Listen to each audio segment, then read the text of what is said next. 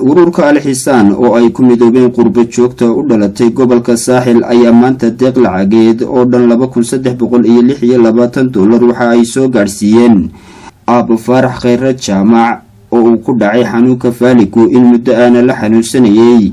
Cabdirashiid Cismaan Jaamac iyo Khadra Jaamac Dage oo ah laba xubnood oo kamid ah ururka Al-Xisaan ee ay ku midoobeen qurbo joogta gobolka Saaxil isla markaana ka shaqeeya arrimaha samafalka ah ayaa maanta soo gaarsiiyay deeqdan lacageed. marka koobaad Ilaahay baa mahadda iskale inagu sameeyay in halkan isugu nimaadno anagana nabadgelyo noogu keenay. halkan waxaan ku soo booqanay Faarax oo muddo xanuunsanayay oo ay deeq lacageed soo gaarsiiyeen qurbo joogta u dhalatay gobolka Saaxil ururka tabarucaadka Al-Xisaan kuwaasoo mar iyo laba iyo saddex midnaba haynay u diyaar garoobay inay dadkooda jilicsan ay tabaalaysan caawiyaan insha Allah ayna sii wadi doonaan biidmillah oo waxyaabo intan ka badan ay ka qaban doonaan gobol ahaan iyo dad ahaanba insha Allah. waxaan leeyahay iyaguna halka ay ka soo saareen Ilaahay badal khayr qab ha u geliyo miisaan xasanaadkana Ilaahay ha u saaro. aabaha dhibaataysan waxaan leeyahay Ilaahay raxmaanki caafimaad sare qanaha siiyo. waxa yar soo gaareen Ilaahay barakada ha u geliyo biidmillah. waxaan halkan ku soo gaarsiinayaa deeqda lacageed oo dhan ay sheegeen $2326. waxaan nabartab soo gaarnay degmada Sheekh aad baan ugu faraxsanahay insha Allah taala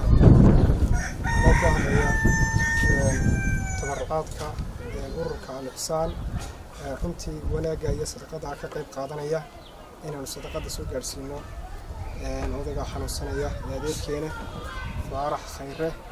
Ilaahay subhanahu wa ta'ala waxaan ugu baryayaa dhammaan dadkii ka qayb qaatay sadaqada iyo tabarucaadka runtii ah qurbo joogiya dad wadanka joogay isku jira in Ilaahay subhanahu wa ta'ala ajar fara badan Allah ka siiyo subhanahu wa ta'ala sadaqada ay walaalkoodu garteen oo jilicsan xanuunsanaya. halkaasi ka hadlay qaar kamid ah ehelka Faarax Khayra Jaamac. Faarax Khayra Jaamac oo ah isagu aabaha la soo gaarsiiyay deeqdan lacageed ayaa isaguna halkaasi hadal ka soo jeediyay una duceeyay cid kasta oo gacan ka geysatay sidii loo soo gaarsiin lahaa deeqdan lacageed. waxaana Ilaahay uga bariyay in Ilaahay miisaanka xasanaadka ugu daro. tawaaragtan waa adoonka iska cadilan oo ay soo gaadheen ururkan Al-Xisaan oo waa ninka joognaanta waa sheekh weeyaan xaafadada taa waxa ka muuqda xaaladooda wadadka aad iskaga liitaan ururkaasna waa urur Ilaahay dartiisu soo xilqaamay oo halka ka soo saareen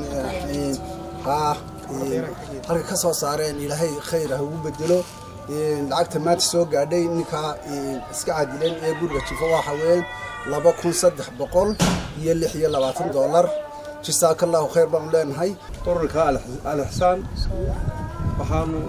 waanu ducaynaa maadaama waxa dhexdiina Ilaahay wuxuu dhexdiina isaga naxariista aan idin naxariisama idin naxariista waxa weeye naxariista iyo fikirka wanaagsan ee ku kacdeen ee tiraan dadkayga wax ugu qabano baahnaa Ilaahay idinka jazaaisiyo.